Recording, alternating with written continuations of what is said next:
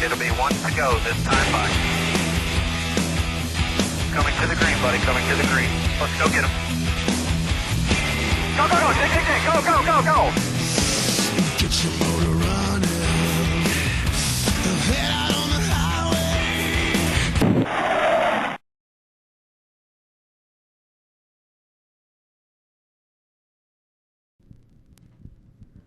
Hey, Dale, Al Pierce from Auto Week back here.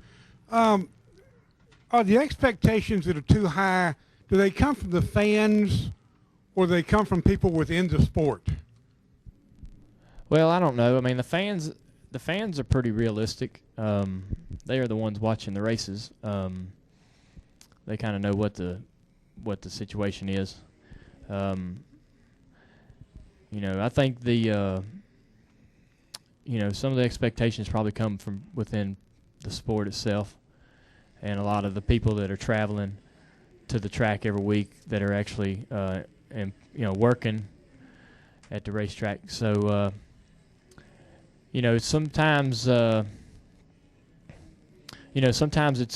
sometimes you hear about the expectations and you think, man, that's ludicrous.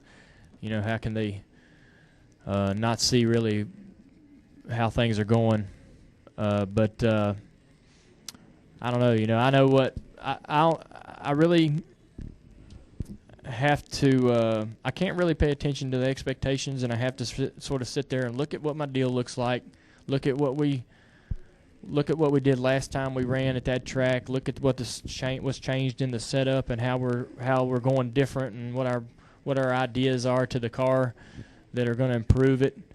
And you sort of immerse yourself in the mechanics of preparing for the weekend, and you don't really get wrapped up in the soap opera of everything going on, and because it can get pretty it can get carried away, if you will. So the way for me to not be curtailed or spun out by anything is to really just dig into what's going on within my team and really kind of sink my claws into the mechanics of preparing for the weekend and what's going on with the car and try to really do the best job I can. Because the more I know about the car, the better we can dissect it during practice and make adjustments and improve the car. And then I have a good weekend, and then I've met some people's expectations, and you win half the battle. Okay, last couple questions. We're going up here. Steve, and finish up with Bob. Dale, Chuck Davis, Comcast Sportsnet. Wanted to know, with all the struggle you've had this year, has it ever become to the point where it's not fun coming to the racetrack? It's never gotten to that point, and I don't think it ever will. This is about as rough as it's been performance-wise for me, and that makes it really tough to have to answer to those questions. But that's your responsibility, and that's part of the job. So I never really even got close to having any problems really getting motivated to come to the track. And believe it or not, if anything, the motivation is more because, like I said, when you run like you did at Charlotte, you go home Monday, Tuesday, Wednesday, and you just want the next weekend to hurry up and get there because you're better than that and you want to get in the car and prove it.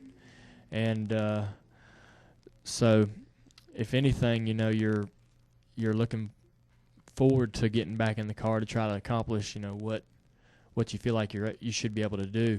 And I think the more you struggle, the more motivated I became, anyways.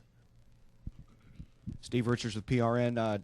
Dale, can you talk about the conversations you've had in the last few days with Tony Jr., and do you feel like he feels relieved? Well, I haven't had the chance really to reach out to Tony Jr. We're trying to get in touch with each other, I guess, but I've gotten word from other people that have been around him that he's in good spirits and he's looking forward to his opportunity in his new role, and that they are already making some plans for him and to be a part of some things that are happening over the next couple weeks. There's situations to where he's going to fill in for some people here and there. So he's, I don't really want to tell tales out of school, but they're already kind of moving forward in that direction, and he, from what I heard, is in good spirits and really latching on to this new direction for him, and which I think is great. I really, really wanted him to want to stay and in some indirect way help continue to further my career as a driver. And I hope that that's the way he feels. We're really almost like brothers, and I think that we will, if our relationship in that way has gotten fractured somehow, we'll be able to repair that. But I'd also like to maintain the working relationship in some manner, because I believe as much as anyone in his talent and how much he can bring to the table. So I think that I'll have that opportunity, having him as excited he is to be there, and I think he's gonna do. I think he's gonna enjoy what he's gonna be doing over the next several months. Bob Pockris, NASCAR Scene. Back at Bristol, you said there were kind of two sides: the professional side, succeed on the track, and then the side which is you're still kind of driving late models and wanting to go track with your buddies. Without Tony Eury Jr., are there still two sides, or is it just now kind of professional side? Yeah, I think that other fun side went out the window a couple months ago. Nah, I mean, my focus right now is strictly on being just ridiculously professional, and in every approach toward the car, toward all the people that I'm working with. I've taken every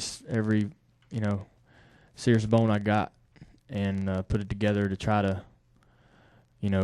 repair this situation and be a part of the solution to the problem. So it definitely is going to require all the focus I have, and all my motivation and determination is what it's going to take to get it going in the right direction. So I guess back then